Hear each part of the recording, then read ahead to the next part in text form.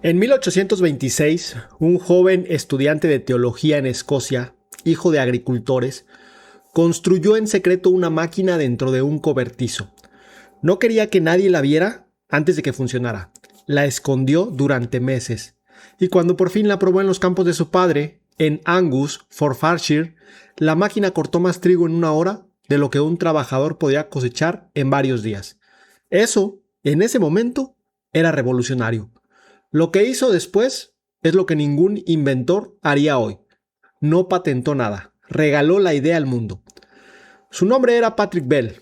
Era pastor anglicano, no ingeniero. No buscaba fortuna. Creía, con la convicción de quien predica los domingos, que un invento así debía pertenecerle a la humanidad. Y la humanidad lo tomó, lo copió, lo mejoró y lo convirtió en la máquina que hoy alimenta el planeta. Así es, hoy hablamos de la cosechadora combinada, cómo nació, cómo funciona por dentro y por qué calibrarla mal te puede costar toneladas de grano al año sin que te des cuenta.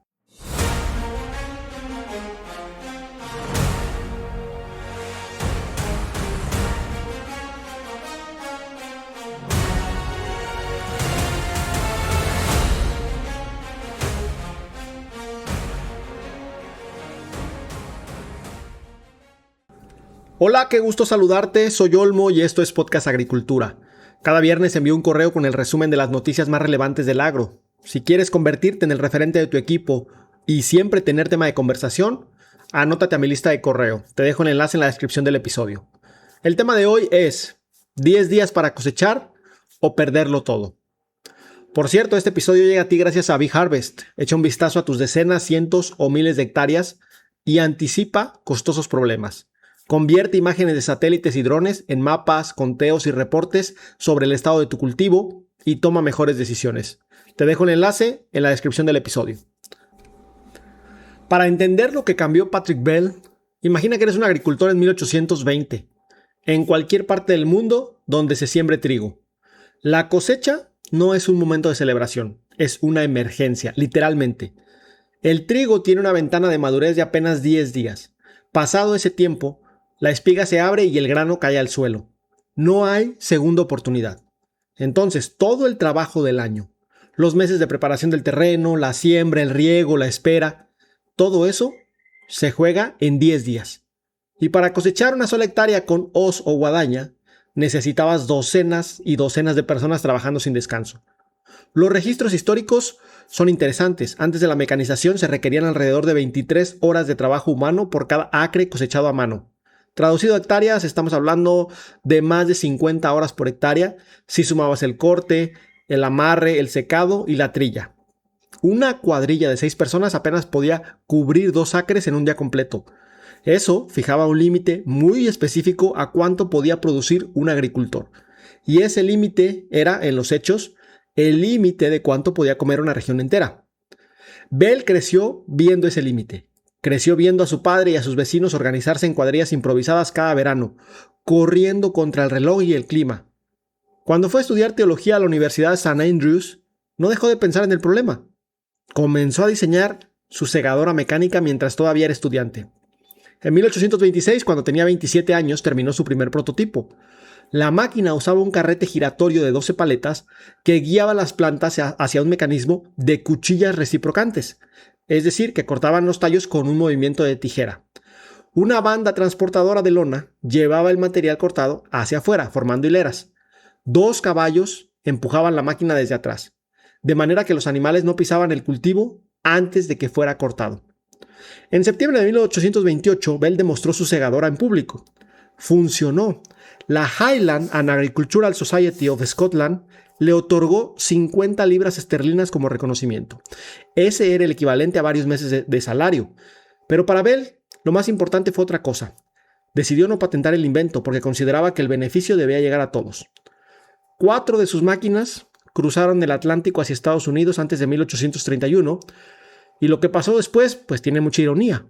Los principios de Bell, el carretaje giratorio y las cuchillas reciprocantes aparecieron en los diseños de Cyrus McCormick, quien sí patentó su segadora en 1834 y construyó sobre esa patente la base de un imperio industrial. En 1836, Hiram Moore y John Haskell de Michigan patentaron la primera cosechadora combinada. Una máquina que ya no solo cortaba, sino que también trillaba y limpiaba el grano en una sola pasada. El pastor escocés que nunca quiso dinero le había dado, sin saberlo, la semilla a una de las industrias más lucrativas del siglo XIX. Hay una continuidad asombrosa entre aquella máquina de Bell y las cosechadoras que hoy ves en los campos trigueros de Sinaloa o el Bajío. El carrete giratorio que guía el cultivo hacia las cuchillas sigue ahí. Las cuchillas reciprocantes siguen ahí. Lo que cambió es todo lo demás: la escala, la potencia y la precisión. Una cosechadora moderna puede cubrir en un día lo que la máquina de Bell hacía en una temporada. Pero el problema de fondo sigue siendo el mismo: cómo separar el grano del resto de la planta lo más rápido posible con el menor desperdicio posible. Y ese problema que Bell resolvió mecánicamente con caballos y lona, hoy se resuelve con sensores, con hidráulica y con software de calibración. Una cosechadora moderna es, en esencia, 5 sistemas trabajando en secuencia. Si uno de estos 5 sistemas falla, pues el error se amplifica en los demás sistemas. Entender esta cadena es lo que separa a un agricultor que aprovecha el 98% del grano a uno que deja el 5% en el suelo sin saberlo. El primer sistema es el cabezal. Es el punto de contacto con el cultivo. Y no por casualidad, también resulta la mayor fuente de pérdidas. El carrete, heredado directamente del modelo de Bell, gira sobre las plantas y las dirige hacia la barra de corte. La velocidad del carrete importa más de lo que parece. Si gira demasiado rápido en relación con el avance de la máquina, golpea las espigas y sacude el grano antes de cortarlo. Si gira demasiado lento, el material se amontona y se atasca. La regla práctica es que el carrete debe girar entre un 10 y un 25% más rápido que la velocidad de avance de la máquina. En condiciones de cultivo acamado, esa diferencia puede necesitar ajustarse todavía más dependiendo del nivel de acamado. Después del cabezal viene el alimentador, que conduce el material cortado hacia el cilindro de trilla. Aquí la máquina comienza a separar el grano del tallo mediante impacto y fricción entre el cilindro y la cóncava, que es otro elemento de la máquina. La separación entre ambos elementos, cilindro y cóncava, lo que se llama la holgura de la cóncava, es uno de los ajustes más delicados en una cosechadora combinada. Para trigo, esa holgura debe ser estrecha. Para maíz o soya se abre un poco más.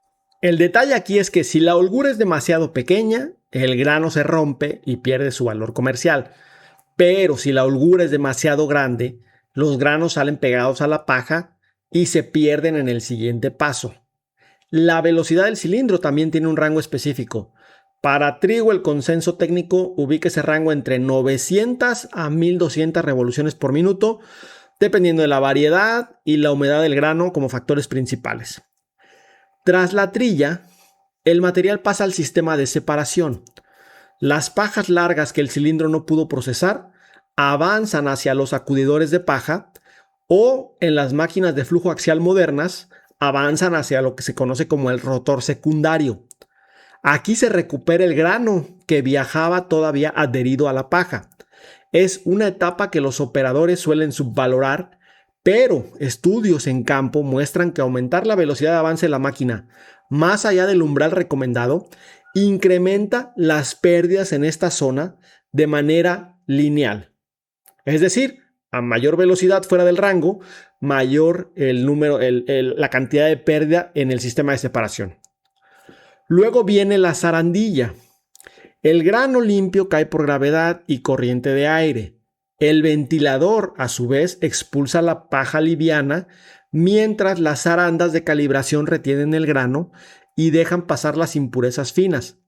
El ajuste del caudal de aire y la apertura de las cribas, es decir, de los filtros, debe corresponderse con el tamaño del grano de cada cultivo. Una criba o un filtro demasiado abierto deja pasar grano junto con impurezas y una criba demasiado cerrada retiene el grano y lo manda de vuelta al sistema de trilla, donde se quiebra o se fractura y pierde nuevamente su valor comercial. El grano limpio sube al tanque por el elevador y la máquina descarga al camión o al remolque cuando el tanque llega a su capacidad. Esas son las etapas que tiene una máquina de este tipo, una cosechadora combinada. Ahora, hay un dato que no se puede ignorar. Las pérdidas aceptables de una cosechadora moderna bien calibrada deben de estar por debajo del 2.5% del rendimiento total en trigo. Esto es lo aceptado según los estándares internacionales. En la práctica, un operador de una combinada que no tenga un ajuste preciso puede tener una merma entre el 3 y el 8% en promedio. En un lote de 4 toneladas por hectárea, eso es perder entre 120 a 320 kilos de grano que se quedan en el suelo. Multiplicado por cientos de hectáreas, pues es dinero que no se cosecha. Y claro, vamos con el punto geopolítico, por supuesto, porque la geopolítica de las cosechadoras también merece especial atención. 3 países, Estados Unidos, Rusia y Canadá, concentran más del 40% de la producción mundial de trigo. Y los 3 tienen algo en común: grandes praderas planas perfectas para el trabajo de grandes cosechadoras. Y justamente es la capacidad de cosechar esas enormes superficies antes de que llueva, antes de que el grano se deteriore, es lo que hace posible la escala productiva de trigo, en este caso, de esos 3 países. Los países con terrenos fragmentados o montañosos, pues siguen dependiendo de máquinas más pequeñas, o en muchos casos, pues siguen dependiendo del trabajo manual. Entonces, la mecanización de la cosecha no solo define cuánto produce un campo, también define quién puede competir en el mercado global de granos. Te comparto 3 datos curiosos para finalizar este episodio. El primero de ellos es que la cosechadora de Moore y Haskell, que te mencioné en el episodio de Michigan, allá por 1836, necesitaba nada más y nada menos que hasta 36 animales para moverse por el campo. No era una máquina que cualquier agricultor pudiera ni comprar ni operar. De hecho, era tan grande y tan cara que solo los latifundios de California la adoptaron en un principio.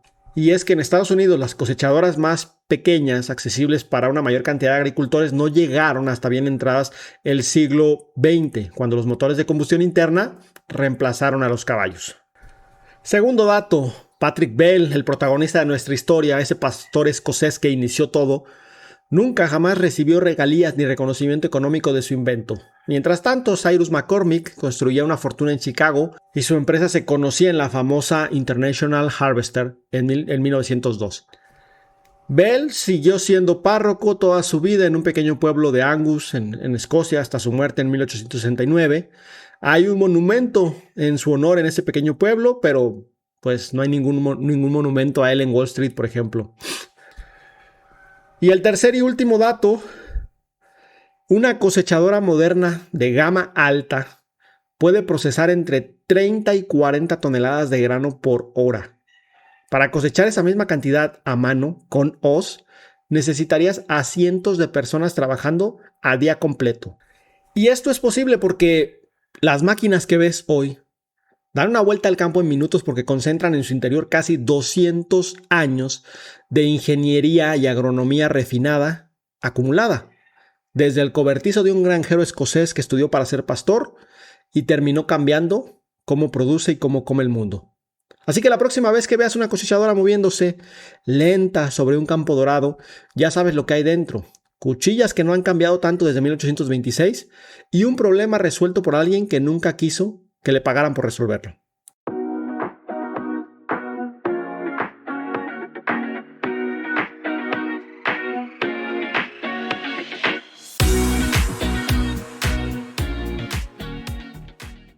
Hasta aquí el tema de hoy, espero que te haya resultado interesante. Si eres un profesional agrícola con amplio expertise técnico, pero sientes que necesitas mejorar tus habilidades humanas, entonces te invito a escuchar Agricultura Profesional, mi podcast sobre habilidades humanas para profesionales agrícolas. Porque la obra avanza cuando su gente también avanza. Hasta luego.